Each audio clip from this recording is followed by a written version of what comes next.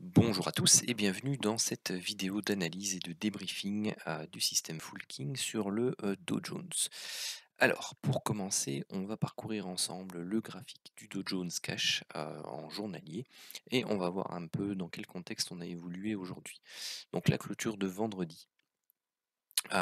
Ici, c'est terminé sous la zone de gap cash en orange ici par un doji, donc une bougie ou quasi un marteau euh, inversé ici. Donc c'était un signe de faiblesse dans la tendance haussière qui était en place depuis ici le 19 mai, donc depuis 9 jours.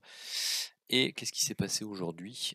Eh bien tout simplement, vous voyez qu'on avait clôturé ici au niveau des 34 530 et on a ouvert en gap haussier autour des 34 780.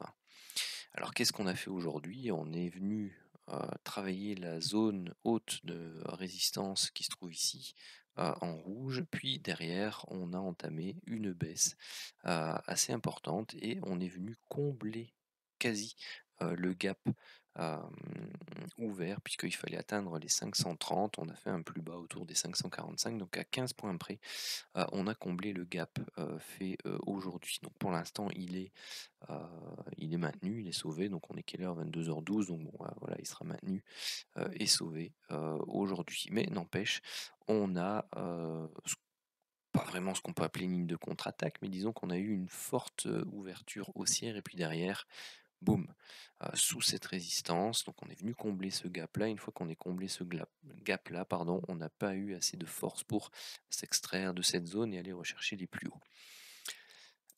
Alors si je descends sur l'horaire, voilà ce que ça donne ici sur le graphique cash. Donc vous avez ces petits sauts ici, sans pour autant avoir cassé donc les derniers plus bas qui se trouvent ici au niveau de 34 530. Donc pour l'instant, on reste en tendance haussière sur le cash et on se trouve dans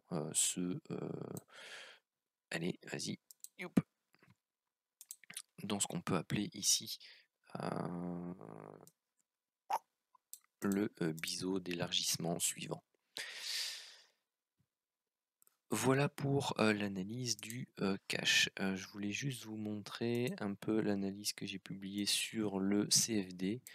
Donc la structure de prix est légèrement différente puisque vous voyez ici on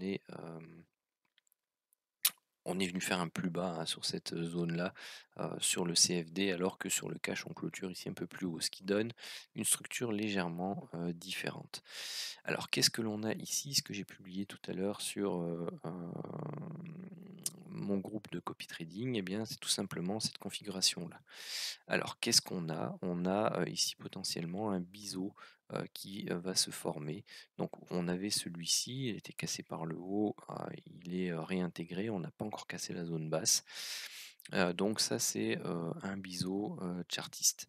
Alors, celui-ci peut correspondre à une diagonale de terminaison en Elliott, dans le sens où on peut avoir ici une hausse, une baisse, euh, une hausse, une structure ici en triangle, quelque part, hop, 1, 2, 3, 4 et 5. Bon, c'est pas parfait. Et d'ailleurs, moi, ça m'embête même parce que ici, dans la structure en 4, elle devrait même plutôt être ici, pardon, c'est ça. Elle devrait être ici, la structure en 4. Et là, vous avez ici la hausse, la baisse, la hausse, la baisse, la hausse. Voilà, ça, c'est la structure que j'avais repérée tout à l'heure, pardon. Et vous avez, en fait, si vous prenez les structures Fibo, vous voyez qu'ici, c'est limite, mais on est en dessous de l'amplitude des 100%. Hop. Pardon. Et ici, si on prend la hausse, la baisse, vous êtes en dessous de l'amplitude des 100%. Donc vous êtes bien en contraction suivant le principe de construction des prix des vagues d'Elliott.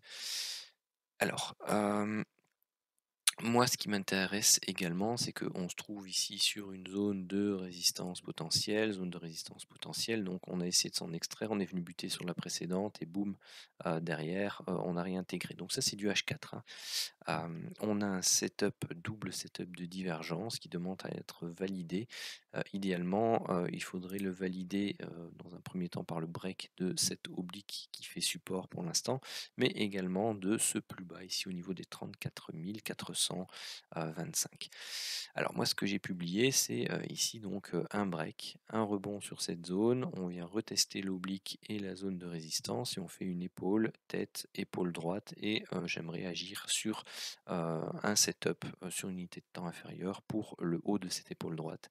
Viser la cassure et travailler ce setup. Donc les marques en noir, c'est de l'Elliott. Donc vous avez eu ici, euh, pour moi, plutôt 3 temps pour une A ou une W. 3 temps ici pour une B ou une X. Alors la différence entre les deux, c'est que si c'est une A et une B, eh bien la C doit être en 5 temps, c'est ce qu'on appelle un flat. Et si c'est une correction de type complexe, eh bien tout simplement, vous avez ici une W en 3 temps, une X en 3 temps, et vous devez avoir une Y en 3 temps ou en triangle. Vous avez en rouge ici un setup potentiel de vague de Wolf que tout simplement j'attendais ou je travaillais. Vous voyez que cette oblique-ci, bon, elle demande encore à être confirmée, hein, puisque le plus haut ici n'a pas encore fait de nouveau plus bas, donc on n'a pas encore de confirmation franche du point 4. Mais on a déjà le point 1 et point 3 qu'on a pu relier. On a eu le sommet intermédiaire de point 2, donc on cherche le sommet intermédiaire de point 4, et puis on ira rechercher la vague 5. Donc le setup qui peut être pris ici, c'est également une vente pour jouer la structure de vague 5 de la vague de Wolf, mais également, eh bien, tout simplement, la vague C ou Y en Elliott. Voilà pour les différents éléments techniques qui sont en place. Si on devait ensuite aller rechercher les objectifs pour la vague de Wolf, ben voilà, l'oblique verte est tracée, hop, qui est l'oblique d'objectif. Et si vous travaillez là, et bien voilà, c'est plus ou moins ce que je donnais ici. Bon, elle sera sans doute un peu moins impulsif, mais bon, on devrait retravailler la zone ici des 35 500. Ce seraient mes objectifs pour ce setup-là. Donc voilà pour l'analyse du Dow Jones. Donc on va passer maintenant à l'analyse, au débriefing du système Full King. Mais avant, eh bien, tout simplement, si tu aimes ce que je fais, eh bien, n'hésite pas à liker et à partager cette vidéo, mais également à t'abonner à la chaîne parce que ça t'aidera tout simplement à être alerté, si tu actives la petite cloche également, des différentes vidéos que je poste régulièrement sur ma chaîne, que ce soit des vidéos d'analyse, des vidéos éducatives, donc de formation, ou des vidéos de débriefing du système Full King que l'on va voir ensemble maintenant. Alors, ça c'est le Santic. On va se mettre en place. Donc 9 heures, c'est ici. Pour rappel, je fais le débrief sur la période de 9 h à 21 h 30. Oups, pardon, c'est parce que je prends de quoi noter en même temps. Et on verra ensuite le 500 tick. Alors ici, si on regarde, on était en priorité baissière par rapport au setup de divergence là-bas qui avait été validé. Donc même s'ils ont été validés en zone grisée, bah, ils donnent une priorité ici puisqu'il n'y avait rien d'autre avant. On n'a pas pu prendre position ici, mais ça ce sont les positions du 500 tick. Je devrais les mettre en vert d'ailleurs, comme je faisais avant. Hop là, magie, voilà qui est fait. Donc ça, ce sont les setups 500 ticks que l'on verra plus tard. Donc ici, on est arrivé à la borne opposée de l'enveloppe à ce moment-là. Donc la priorité baissière sur le 100 tick ici a disparu une fois que l'on a touché l'objectif 2 des setups de divergence, plus 15 chandeliers. Donc avant, il n'y avait rien à faire puisqu'on n'avait pas de setup baissier à part le setup de divergence ici, mais qui était validé en zone grisée. Donc celui-là, on ne pouvait pas le considérer suivant la méthode.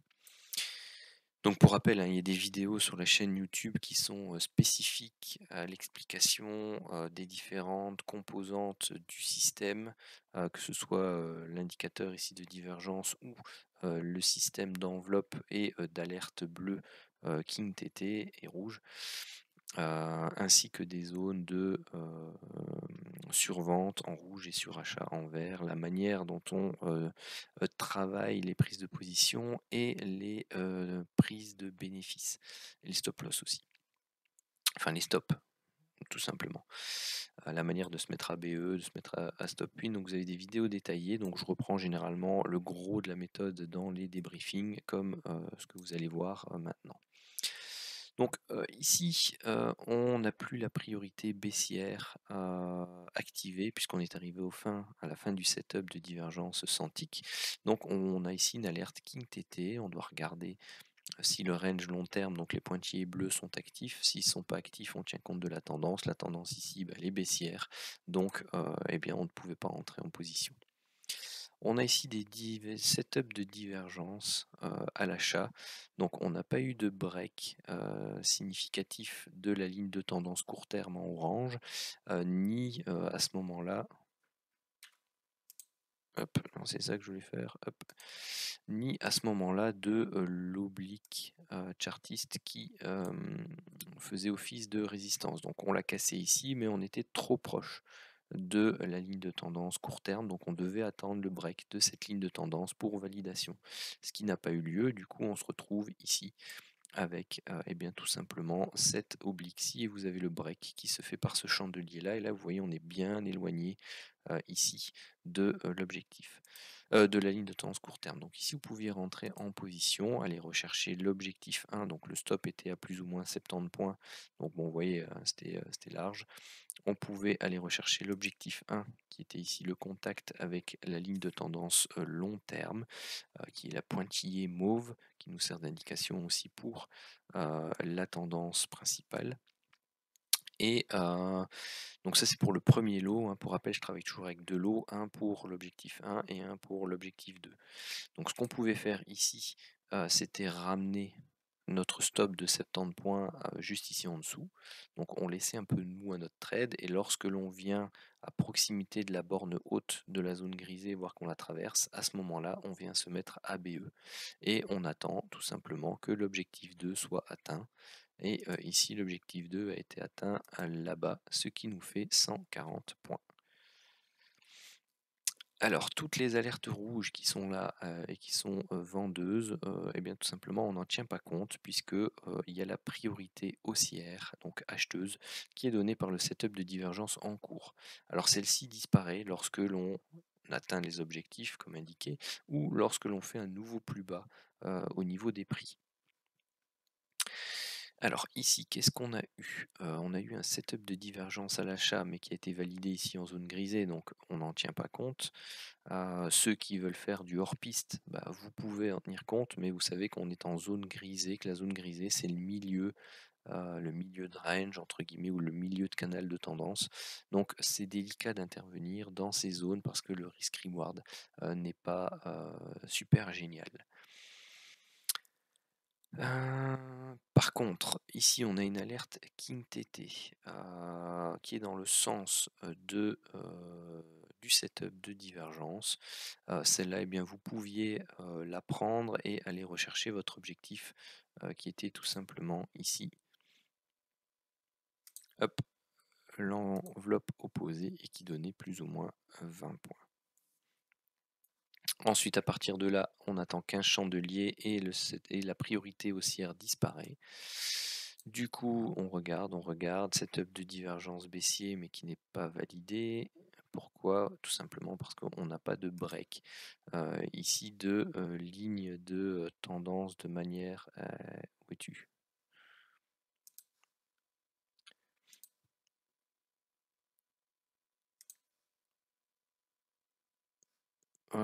Quoique, si, ça pouvait être, mais est-ce qu'on avait 15 chandeliers à ce moment-là? Non, je crois pas. Donc c'est ici, on regarde.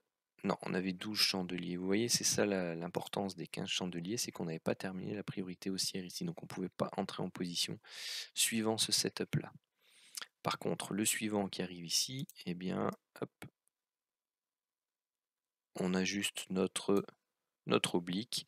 Vous voyez que ici, bon, c'est un tout petit break, il n'est pas suffisant, donc on doit l'ajuster au point bas, puis après on fait une mèche, donc en fait on a notre oblique qui devient celle-ci. Et donc pas de validation de setup de divergence ici. Alerte KingTT émet en même temps qu'un setup de divergence, donc c'est le setup de divergence qui est la priorité, donc on ne tient pas compte de cette flèche rouge-ci. Celle-là, on pouvait en tenir compte. On n'est pas en zone de range long terme, donc on regarde la tendance. La tendance, elle est clairement haussière, hein. Vous le voyez au niveau des prix, vous le voyez au niveau de la ligne de tendance court terme, vous le voyez au niveau de la ligne de tendance long terme. Donc on ne vient pas ici prendre une alerte KingTT à contre-tendance. Ici, par contre, qu'est-ce que l'on voit? Setup de divergence. Bon, vous le voyez tout de suite, il ne sera pas validé avec l'oblique. Ici, setup de divergence, et là, vous le voyez tout de suite.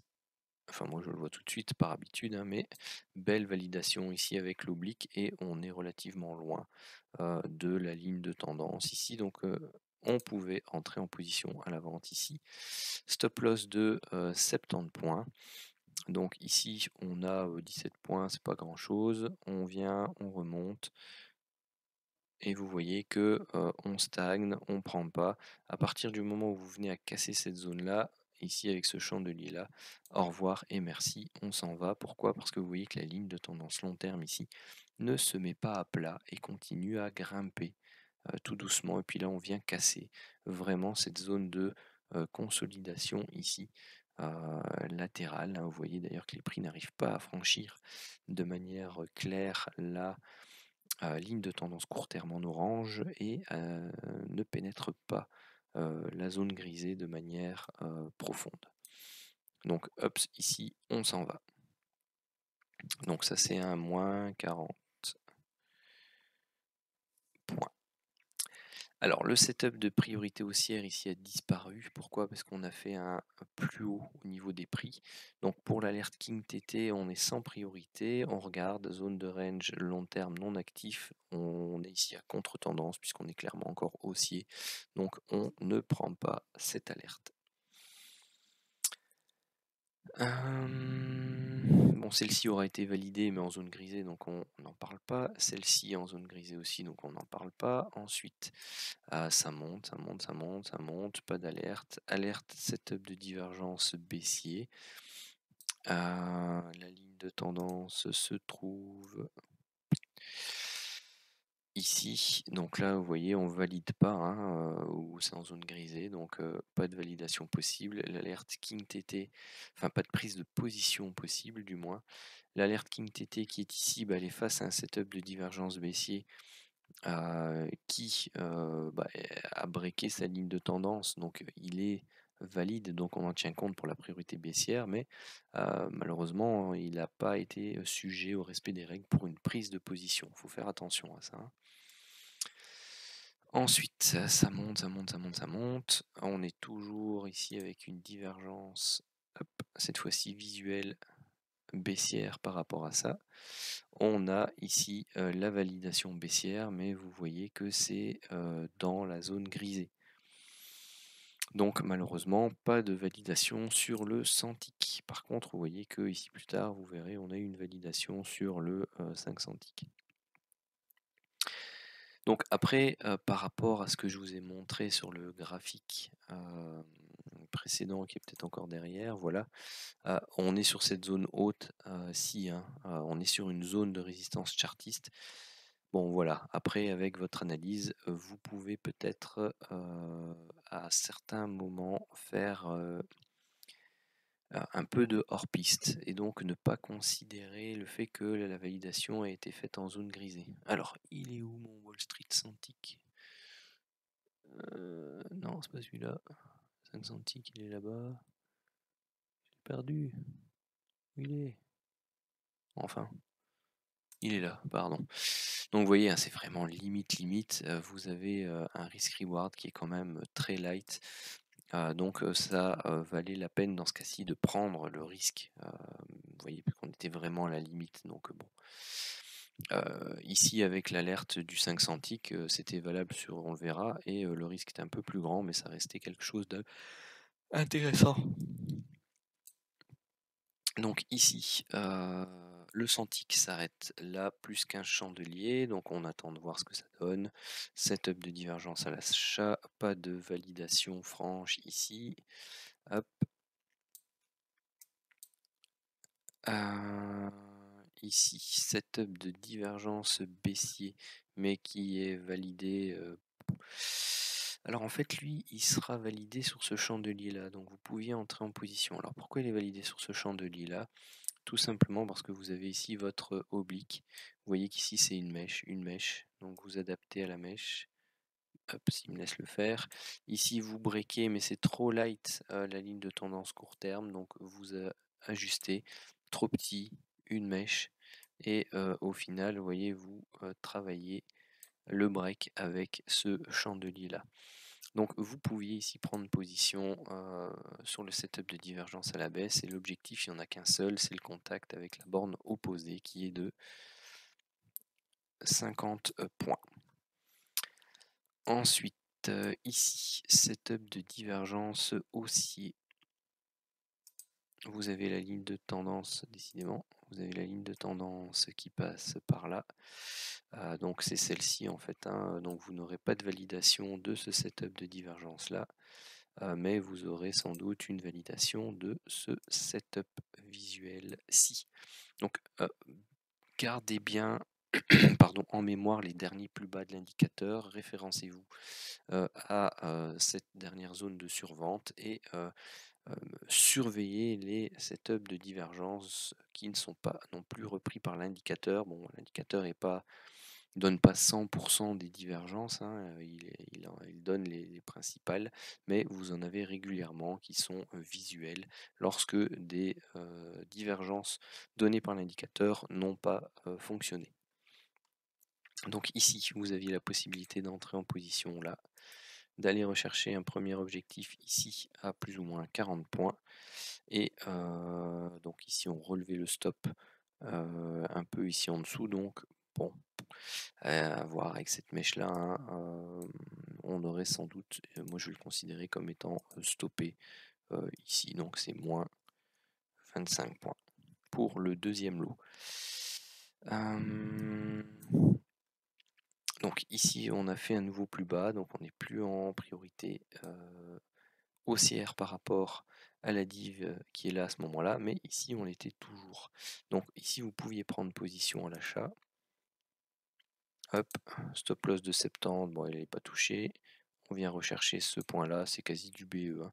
Donc oui, pour les alertes King TT, les flèches bleues et rouges, l'objectif c'est l'enveloppe rouge et verte opposée, hein, pour rappel. Ensuite, setup de divergence ici aussi, donc on cherche le break de cet oblique. Il est fait ici, mais il est trop proche de la ligne de tendance pour moi. Donc à ne pas prendre. Donc on attend le break de la ligne de tendance, mais vous êtes trop proche de la zone grisée. Donc bon voilà, c'était compliqué ici. Mais on est quand même en priorité haussière. Ouf, pardon, la fatigue de la journée. Donc ici, on invalide la priorité haussière ici, lorsque l'on fait le break des derniers plus bas. Ensuite, des setups de divergence haussier dont on attend la validation et qui ne vient pas, ou qui vient voilà, ici oui. Là vous auriez eu la validation du setup de divergence haussier ici. Stop loss 70 points. Vous avez ici l'objectif 1 qui vous donne 10 points, c'est pas grand chose. La priorité haussière avait disparu ici. Vous aviez d'autres setups de divergence haussier qui étaient validés mais en zone grisée, donc on n'en tient pas compte. L'alerte King TT ici n'était pas prioritaire puisque vous aviez des alertes divergence ici à valider. Ici on vient se mettre ABE et puis on est sorti ABE sur le deuxième lot. Et ensuite c'est 21h30 qui se trouve ici et donc on n'a plus d'opportunité sur le 100 ticks.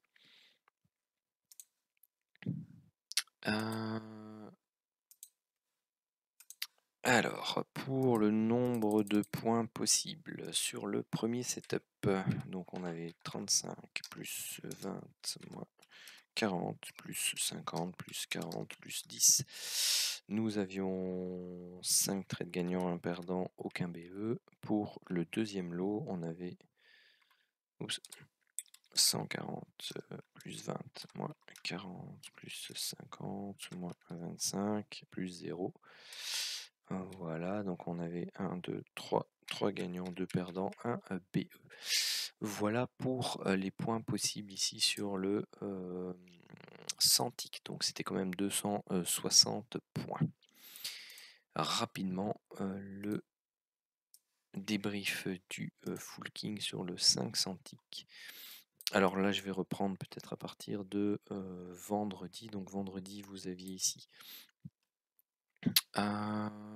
une alerte de divergence baissière. Le break, vous pouviez aller rechercher ici 40 points pour le lot 1 et ici tout en bas 170 points pour le lot 2. Alors ensuite, ici on n'aura pas les 15 chandeliers, mais je suis pas sûr que sur le 500 ticks on est. Non, on n'a pas de setup de divergence sur le 500 ticks. De mémoire, on l'avait sur le 100 ticks. Je l'attendais, mais voilà, j'étais pas devant les écrans. Donc ensuite tout ça, il n'y a rien à faire. Aujourd'hui, voilà le setup dont je vous parlais tout à l'heure. Setup de divergence baissier. Et donc vous voyez, si vous aviez celui-là, vous aviez un nouveau plus haut de l'indicateur et encore même pas. Vous aviez ici un setup de divergence vraiment en 3 temps avec tous ces sommets là, hop hop hop, et derrière ici, crac, le break du canal ascendant et de la ligne de tendance court terme. Vous pouvez prendre position. Le premier objectif donné 75 points et le deuxième objectif ici donné 210 points. Ensuite, on attendait 15 chandeliers et est-ce que 20 unités, tout à fait. Voilà, donc là ici on pouvait entrer en position pour l'instant sur le l'alerte divergence haussière qui était celle-ci. Vous voyez, hein, c'est là, c'est peut-être même ici que l'on rentrait plutôt puisque vous adaptiez la mèche là, puis le petit break, la mèche là, et donc c'est celui-là qui s'extrait vraiment.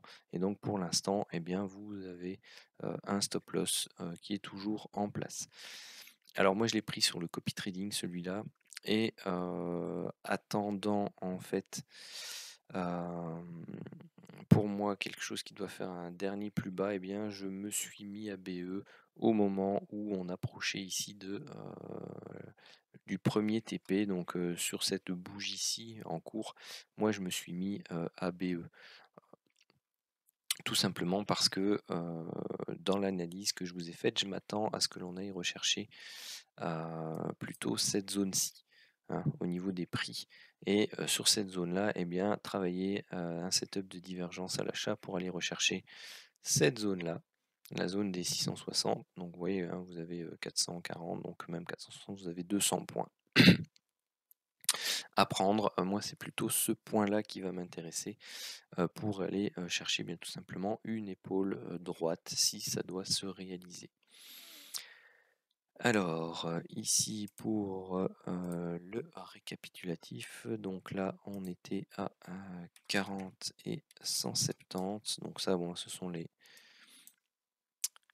récapitulatifs, donc vous voyez ici hein, pour les, on va dire 2 dernières semaines du mois de mai, on avait un potentiel de 2340 points sur le 500 ticks.